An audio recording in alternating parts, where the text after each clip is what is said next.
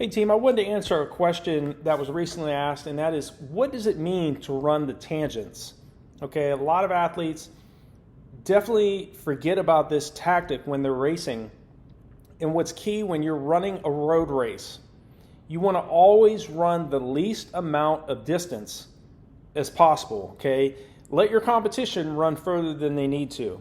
Okay, but you want to run, again, this whole philosophy on RunDreamAchieve.com is to train smarter, not harder. Okay, I already know you guys and gals out there that are putting in the work on the roads and on the track. You already know how to work hard, okay? But most of the best athletes out there, the best businessmen, businesswomen, any individual who does anything great, they're always focused on working smarter and getting better results by working less, okay? You already know how to work hard. Running the tangents when you're racing means you're running the least amount of distance, okay, as possible, okay? So you get the best result by when it's time to finish the race. You're also, so if you're running on the road, okay, and you see a left-hand turn coming up, you don't want to run on the far right of the road. You want to get, if you know that left turn's coming up, you want to get to the left side of the road as possible. Okay, if the rest of your competition's running on or in the middle of the road or on the far right of the road and they're planning on cutting over to the left-hand side of the road, they can do that. But you want to get to the left side of the road as quick as possible and run that shortest amount of distance so that you're already on the left side of the road when you're ready to make that left turn, rather than running further than you need to by spending too much of that time running in the middle of the road or to the far right of the road. It's the same if it's the same if a right-hand turn's coming up.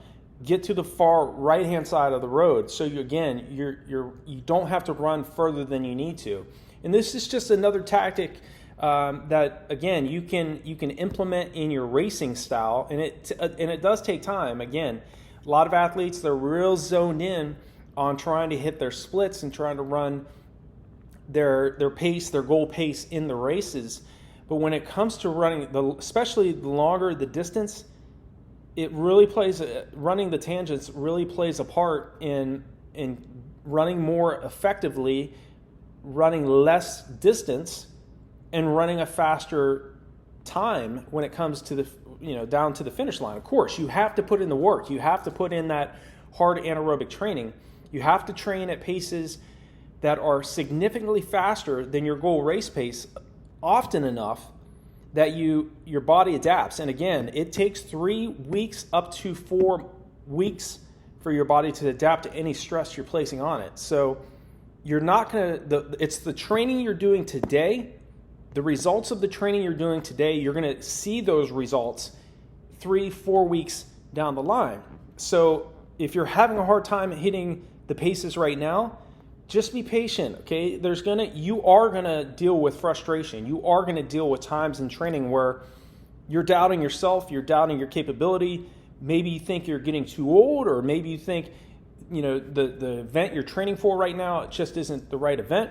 It's most of the time it's none of those things. Most of the time we're stressing about things that really we shouldn't be stressing about, okay? It's just a matter of patience and time and allowing time for your body to adapt to the heavy training you're doing, okay? But also to run faster at any distance, especially when it comes to road racing, you do want to run the tangents, okay? And what does it mean to run the tangents? Again, it's running the least amount of distance as you possibly can in the race. So again, you're racing smart. You're not just out there putting in the heavy work and working hard in the race, but you're doing that one additional step that your competition may not be focusing on in the race, okay?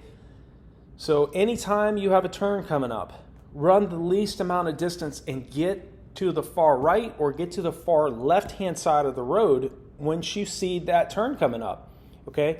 If it's a hillier course, okay, focus on staying as relaxed as you can and just gradually maintaining your pace up the hills and if you're more of a downhill runner, definitely plan on working those downhills, or if you're stronger on the hills, you definitely want to try to gain some ground on your competition going up the hills. But again, maintain your posture, maintain your mental focus, stay as relaxed as you can in the race. That's one of the most difficult things, especially in training and in the racing when it comes to road races or track races, is staying relaxed at maximal effort or sub-maximal effort.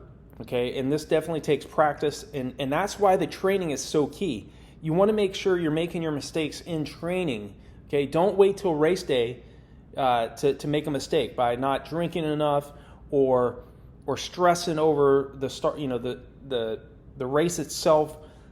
Focus on making training the most difficult aspect of your preparation. This was what helped me the most. I put all of my focus and energy on the track workouts and on the road workouts I was doing in training. When it came to the morning of the race, I was relaxed.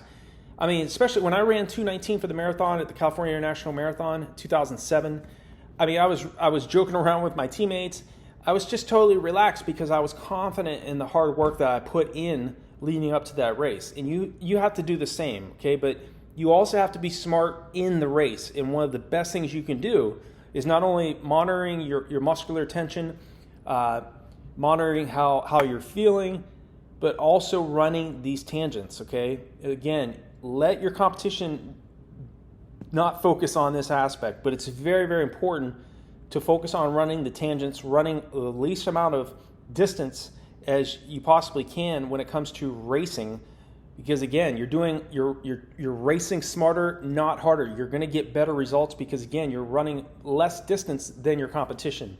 So I hope this video is helpful for some of you or anybody that watches this video when it comes to racing even on the track. Okay, run in lane one if you can, as often, and if you can run in lane one the entire distance of your race, say it's a 1,500 meter, your chances of running a faster time, it might be a few seconds quicker because again, you're running the least amount of distance compared to running in say lane 3 or lane 2 for a larger portion of that race. Okay, if it's a 5K on the track, try the best you can to run all that entire race in lane 1. Okay, rather than running in lane 2 or 3 for portions of it. Again, it's not always going to be the case, but if you can, do it. So if you have any questions about the tangents, running tangents in a race, or any other question regarding training or racing, definitely leave me a comment below any of my videos. I will definitely reach back out to all of you. I really appreciate your support. If you're new to this channel, if you're seeing these videos for the first time, definitely hit the subscribe and the bell icon so when I make new videos, you'll be notified of it. I definitely reach back out to all of my commenters, and definitely also check out the resources below all of my videos, as well as on RunDreamAchieve.com. I've had that site since 2011, and I've done the best I can to create resources there with running courses, training plans, monthly coaching for athletes that are at the beginner level all the way up to the elite level. So they're there to help you out as well. Wish you all the best in your training and racing, and I will talk to you all in the next video.